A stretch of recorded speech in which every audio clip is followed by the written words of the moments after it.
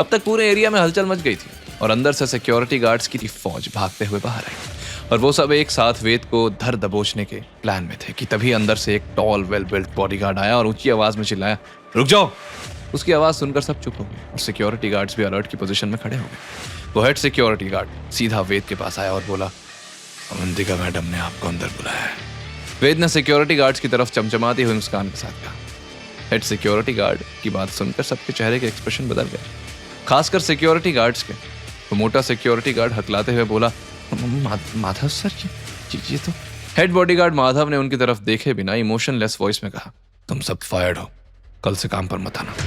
फिर वो वेद की तरफ मुड़ा, आइए सर। हालांकि बॉडीगार्ड का बॉडी लैंग्वेज क्लियर कर रहा था कि उसे वेद बिल्कुल पसंद नहीं था, लेकिन वो बस अवंतिका का ऑर्डर मान रहा था। वो सब जितनी रिस्पेक्ट हिमांश गर्ग की करते थे उतनी ही अवंतिका की भी करते थे, क्योंकि 20 साल पहले अवंतिका ने ही हिमांश की जान बचाई थी और हिमांश बाद में अवंतिका से बहुत प्यार करने लगे थे।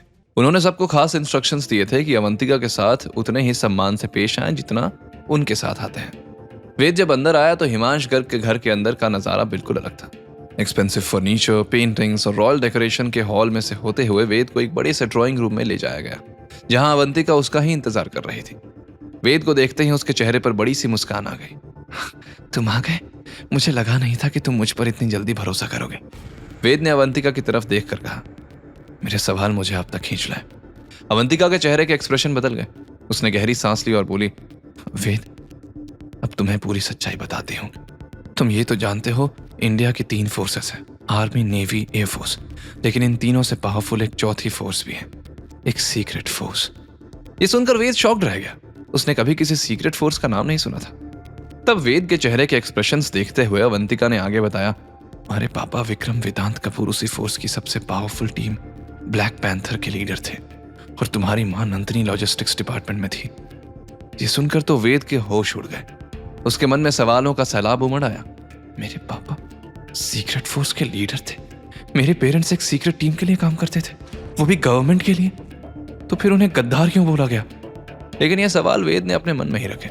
अवंतिका ने आगे बोलना जारी रखा, मैं खुद दूसरी टीम गोरिल्ला की लीडर थी, लेकिन एक मिशन में मिस्टेक की वजह से मुझे सबसे खतरनाक पनिशमेंट मिली और मैं कोमा में चली गई। जब तक मैं होश में आई तब तक सब कुछ खत्म हो चुका था।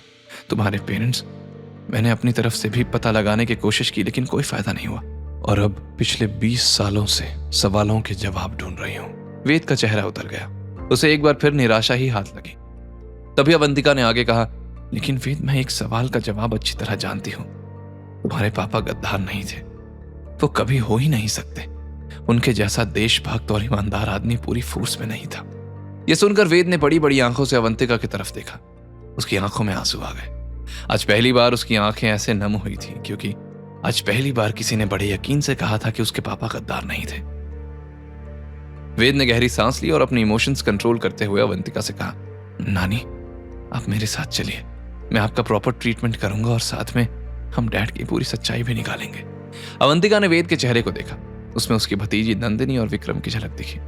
बेटा, तुम बिल्कुल अपने माँ बाप पर गए हो। अगर तुम चाहते हो तो ठीक है, कुछ दिनों में मैं सब कुछ सेटल करके तुम्हारे पास आ जाऊंगी, लेकिन मुझे अपने हस्बैंड से बात करनी होगी। ये कहते हुए अवंतिका वेद के बगल में आकर बैठी। उसने वेद का हाथ पकड़ा। लेकिन वेद, एक बात का ध्यान रखना, हमारे एनिमीज तुमसे कहीं ज्यादा पावरफुल है, इसलिए सावधान रहना। वेद ने हाँ मसर हिलाया और थोड़ी देर अवंतिका से बात करने के बाद रायजादा मेंशन के लिए निकल गया। वहीं हिमांश गर्ग के बंगले से दूर खड़ी एक गाड़ी में एक आदमी पूरे वक्त वेद पर नजर रख रहा था। शाम के करीब 7:30 बजे वेद रायजादा मेंशन पहुंचा तो कियारा कार में बैठ रही थी। उसने जैसे ही वेद को देखा तो भड़कते हुए बोली, कहां थे तुम? अगर तुम्हें आवारागिरी करनी है तो कभी और करना, आज वाइन इवेंट है, भूल गए थे क्या? वेद ने भी गुस्से में कहा, भूला कुछ नहीं, लेकिन मुझे नहीं जाना तुम्हारे वाइन फेयर में। तुम्हारी कंपनी है, तुम्हारी टेंशन। वैसे भी जब तुम्हें ट्रस्ट नहीं है तो मुझे साथ क्यों ले जाना चाहती हो? कियारा गुस्से का घूंट पीते हुए चिल्लाई, yes, I don't trust you. तुम पर क्या, किसी पर भरोसा नहीं है मुझे। लेकिन मिस्टर कुंद्रा ने तुम्हारी वजह से कंपनी को इन्विटेशन दिया था, इसलिए तुम्हारा आना जरूरी है। और दादी ने तुम्हें भी कंपनी की जिम्मेदारी सौंपी है, भूलो मत। यशवंत चाचा के शेयर्स तुमने खरीदे हैं, इसलिए जब दिमाग ठंडा हो जाए तो तुम डायरेक्टली वेन्यू पर आ जाना।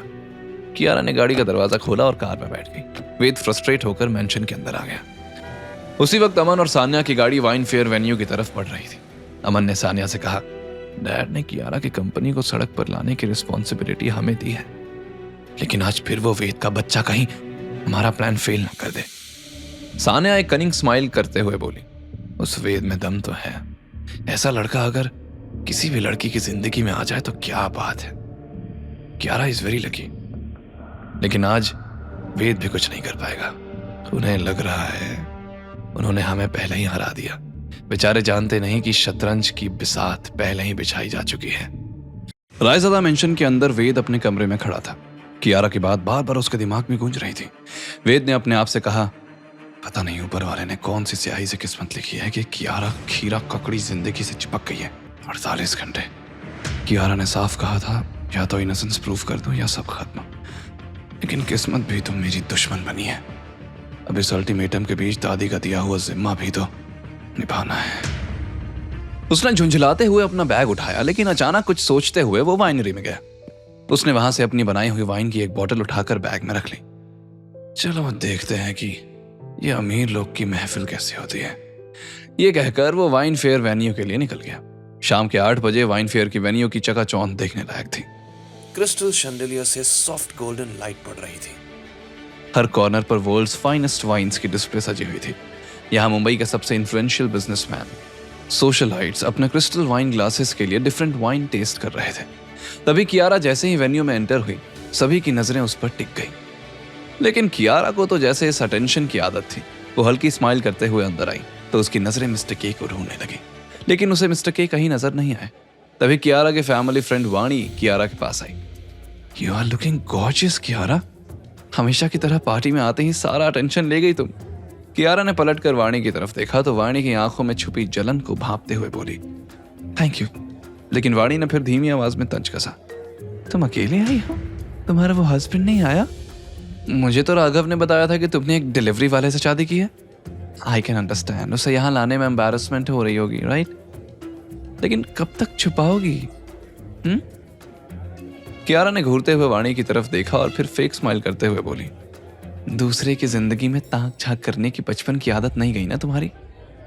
But I am here for business, not for gossip. ये कहकर कियारा आगे एक सोशलाइट लेडीज ग्रुप की तरफ बढ़ गई और बिजनेस के लिए लोगों से मुस्कुराते हुए कनेक्शन बनाने लगी।